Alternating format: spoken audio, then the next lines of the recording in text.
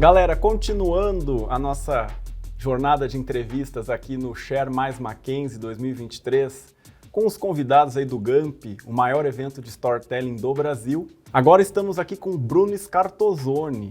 Ele é nada mais nada menos do que um dos pioneiros do storytelling corporativo no Brasil. Professor universitário, pesquisador do tema e entusiasta do storytelling. E ele vai contar aqui agora para nós um pouco do que ele falou na palestra e também outros assuntos que rodeiam o mundo corporativo, a publicidade, a comunicação.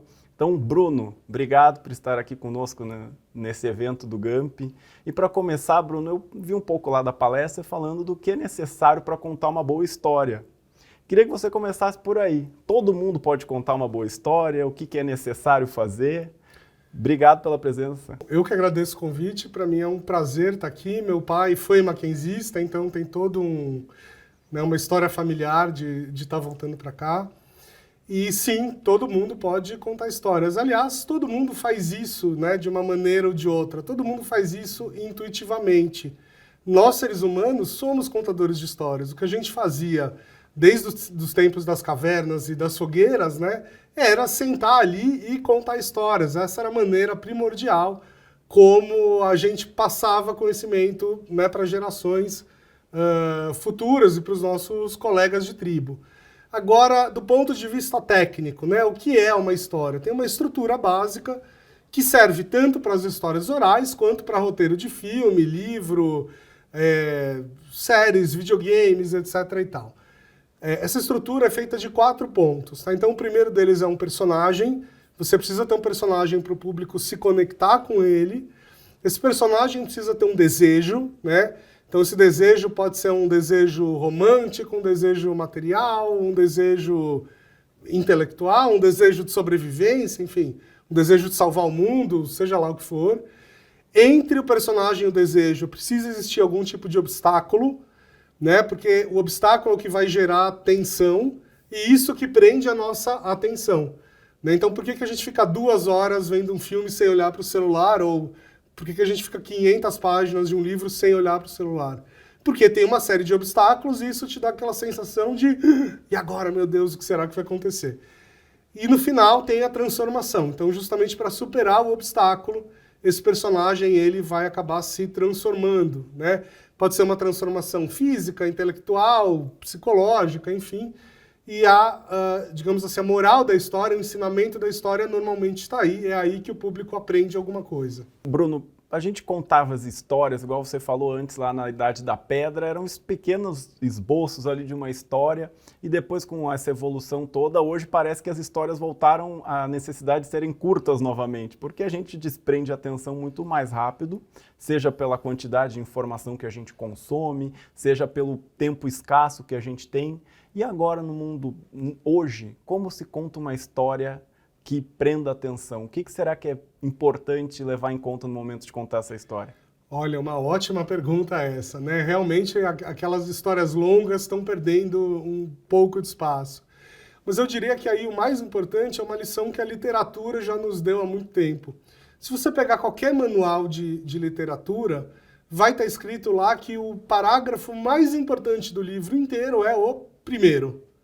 Né? E aí eu pergunto para você, Diego, quantas vezes você já não abandonou um livro porque ele não te pegou no primeiro parágrafo? Né? Algumas.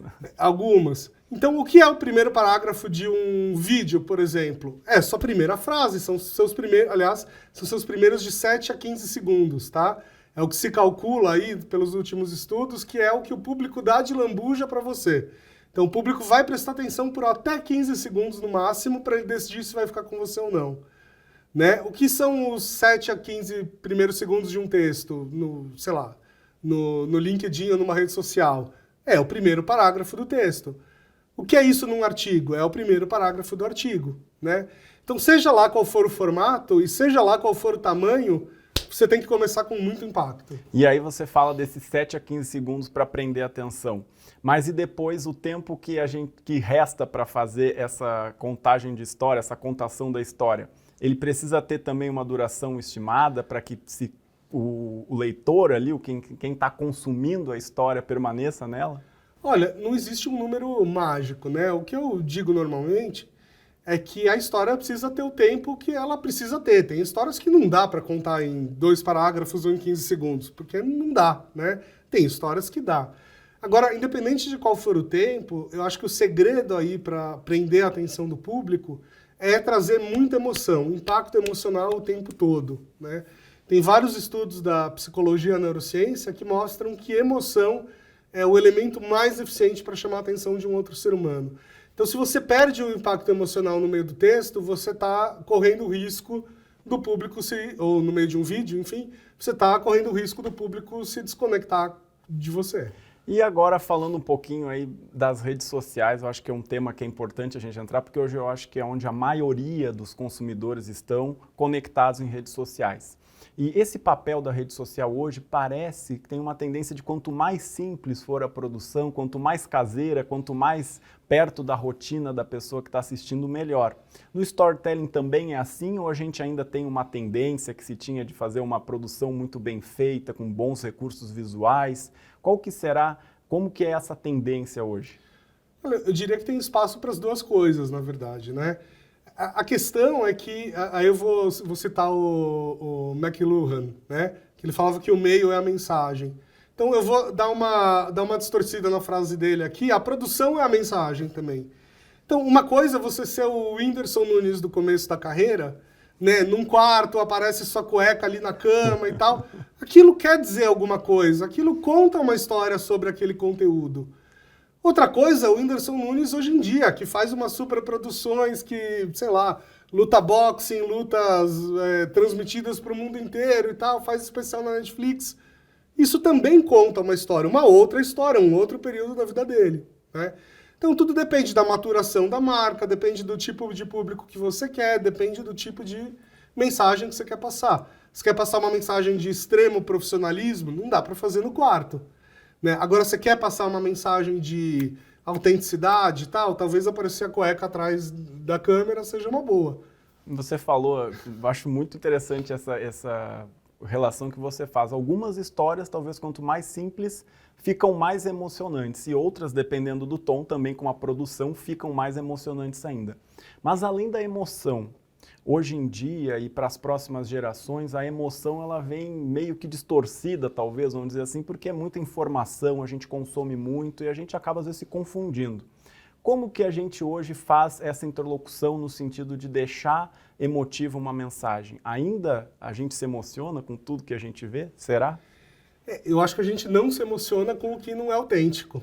Né? E aí a autenticidade é uma palavra-chave. Acho que uma menina até fez uma pergunta na palestra que eu acabei de fazer que tinha um pouco a ver com isso, né?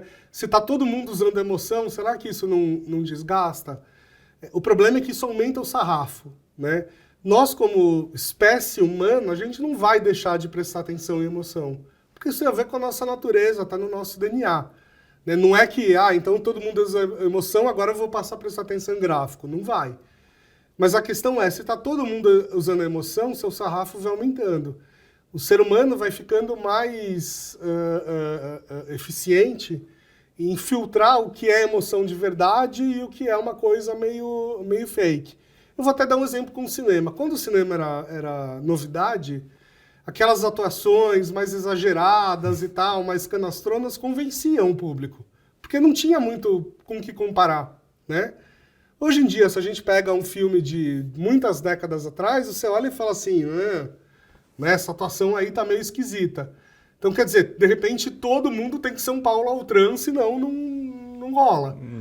Né? A mesma coisa com o cinema coreano, por exemplo. Né? O cinema coreano, em termos de produção, é incrível, mas em termos de atuação, para os padrões ocidentais, é um pouco esquisito ainda. E causa esse estranhamento. Né? Então, em algum momento, eu acredito que eles vão chegar num nível de atuação mais, sei lá, talvez parecido com o nível hollywoodiano, né? Bacana. E Bruni, agora para quem quer, para os nossos alunos, quem está na graduação e quer começar storytelling, por onde se começa? O que você daria de dica para quem quer começar nesse mundo do storytelling? Bom, tem bastante literatura disso no Brasil, né? Se você entrar lá em qualquer e-commerce de livros, para não falar o nome de nenhum aqui, e procurar Storytelling, você vai encontrar vários livros. Tem um que eu traduzi, inclusive, no Brasil, que é o Storytelling da Capa Vermelha, tá? Que é um livro muito legal para discursos, apresentações, etc. Recomendo bastante. E para quem lê inglês, para quem tem um mínimo de entendimento em inglês, vou dar uma dica. Se você colocar Storytelling mais qualquer assunto que você quiser, em inglês você vai encontrar, né? Naquele portal de e-commerce de livros mundial, você vai encontrar literatura sobre basicamente o que você quiser. Agora, para quem tiver curiosidade de mais profundo, eu pegaria um dos autores de roteiro de cinema, por exemplo. Eu acho que para abrir a cabeça é mais interessante. Então, um Robert McKee, por exemplo, que tem um livro famoso chamado Story. É um bom começo. É um bom começo. E agora me fala para o pessoal que está aqui vendo essa entrevista, aonde que eles te acham? Quais são as redes sociais? Aonde, que cursos, que eventos? Como que a gente pode achar o Bruno aí para trocar uma ideia? Legal. O Bruno está presente... Agora virei o Pelé, né? Falando aqui. O Bruno está presente em quase todas as redes aí. É só procurar Bruno Scarto com S mudo, tá? Que é a metade do meu sobrenome. Se eu colocasse o sobrenome inteiro ia complicar mais. Então, Bruno Scarto em praticamente todas as redes. Eu dou cursos periódicos, alguns são online, então para quem for de outros lugares do Brasil pode me encontrar por lá. Alguns acontecem aqui em São Paulo, né? Tem curso focado em marketing, tem curso focado em apresentações, tem curso focado em marca pessoal, enfim, tem curso aí de storytelling com vários vieses, e nas minhas redes sociais vocês encontram mais informações sobre isso. Bruno, queria agradecer pela tua gentileza de estar aqui conversando com a gente. Espero que tenhamos outras oportunidades de você estar aqui no Mackenzie e desejo muito sucesso e agradecer mais uma vez por estar aqui. Muito obrigado e é só convidar. Tá certo. Esse foi o Bruno Scartozoni, o pioneiro do storytelling corporativo, conversando conosco aqui no Mackenzie mais Share, no evento do GAMP 2023.